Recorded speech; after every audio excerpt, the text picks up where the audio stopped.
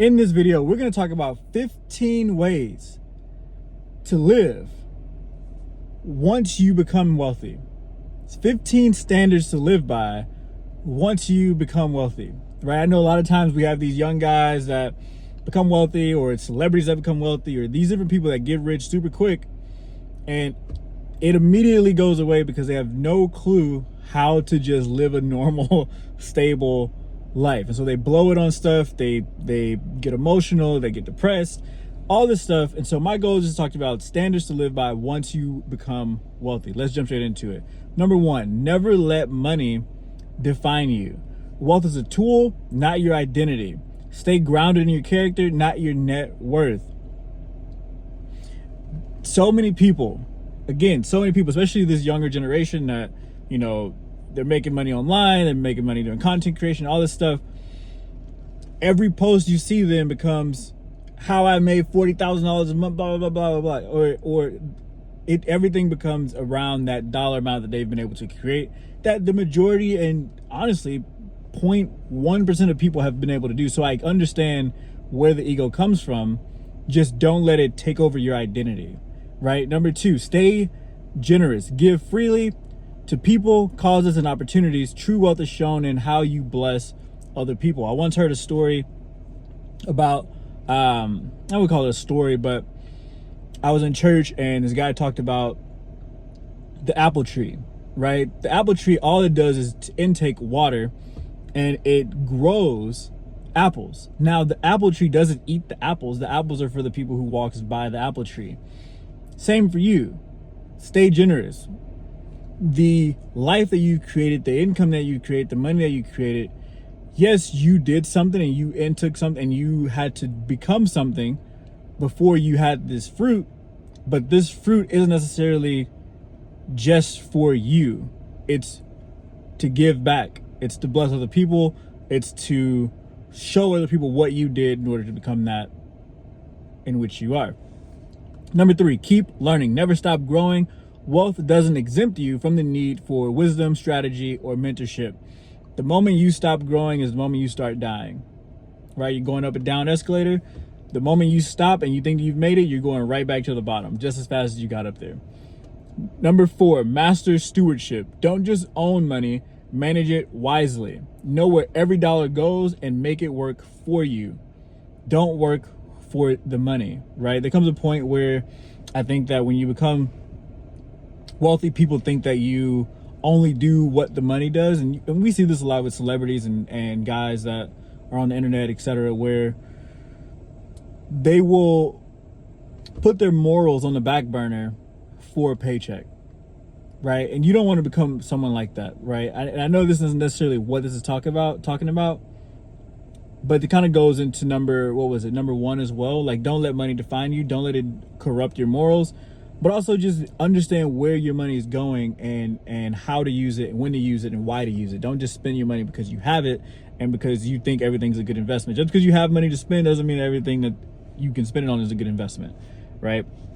Number five, build, don't just spend. Use your money to create assets, businesses, opportunities, impact, not just buy, right? Don't just go and get a bunch of liabilities. Also build assets as well. Number six, honor God with your wealth. Tithe, sow, give in ways that align with your faith and purpose. Be a kingdom financier. Be someone that finances the kingdom. I don't know why I have so much trouble saying that word. Financier, I don't know. Be someone that finances the kingdom. Give to your local church. If you're a Christian, especially, that 10% needs to come off top no matter what every single month. Number seven, protect your peace. You can afford anything, but your peace is priceless. Guard your mental, spiritual, and emotional health. I'm just gonna leave that one at that. Number eight, surround yourself with high standards. Only let people in your circle who match your values, vision, and mindset, not just your lifestyle. Another problem that I see a lot of people, with money that they tend to fall into is that they only want to be around people with other money. They only want to be around other people with money, right? So if they make, $1 million a year, they only want to be around people that make $1 million a year.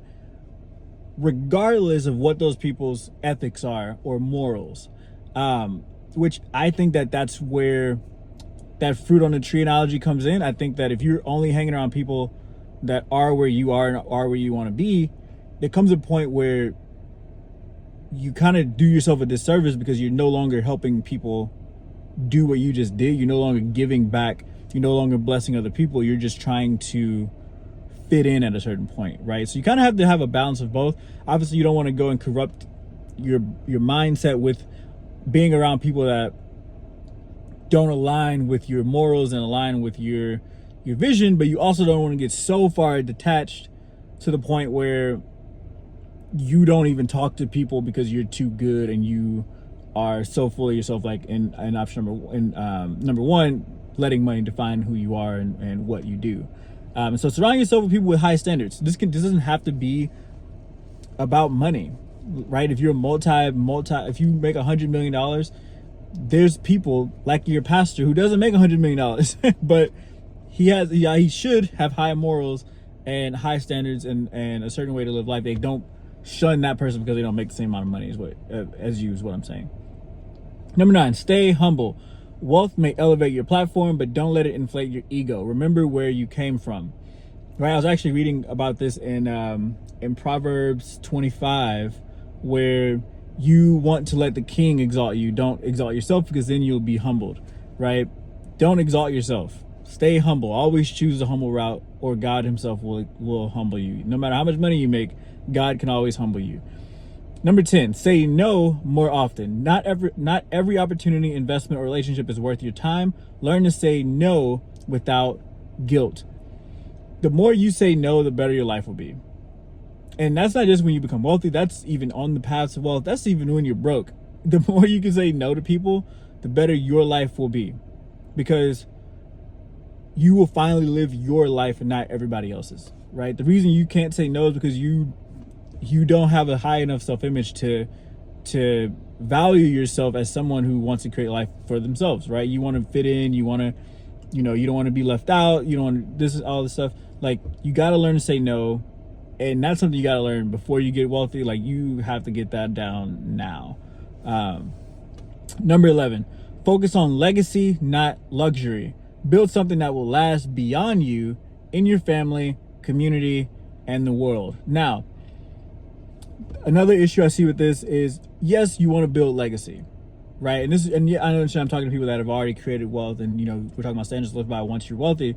However, understand that you have to get your life first, then your immediate family's life, and then your family's life, and then your community, and then you kind of branch. You go further and further out. You don't start trying to help the world when you can't even pay your bills, right? So keep that in mind as well as you kind of go along this process. Number 12, keep a vision bigger than you. Money without purpose becomes meaningless. Aim for impact, not just income. Because once you get the income, you start to think, why am I doing this? What's the whole purpose of having this money? Do I deserve all this money? What are you doing to impact bigger than just yourself? As an apple tree, you don't eat the apples yourself. So you can have all these apples, but if no one's walking by, I bet the apple tree's sitting there like, what am I even... You know what I'm saying? So understand that the apples aren't for you, the apples are for others. Number 13, don't let comfort kill hunger. Just because you made it doesn't mean you stop building. Stay sharp, stay in motion. Number 14, maintain standards, not just success. Live with discipline, integrity, and boundaries even when no one's watching. You win yourself by what you do when no one's looking at you. 100%. And this is not just for, again, this is not just for wealthy people. This is for all stages. I like to think that wealthy people just have mastered this and mastered a lot of this stuff. Everything I'm saying could apply to people who aren't wealthy, right? However, when you are wealthy, I feel like you're just kind of further along the road. Like, you've just been doing all the things I'm talking about for a longer period of time, right? And so live with discipline, integrity, and boundaries even when no one's watching, especially when no one's watching. And last but not least, number 15, teach others what you've learned. Lift others as you rise. Multiply impact by sharing your knowledge, experience, and wisdom. Don't just have it all for yourself. And so with that, guys, I'm wrapped up. I'll catch you guys on the next one. Peace.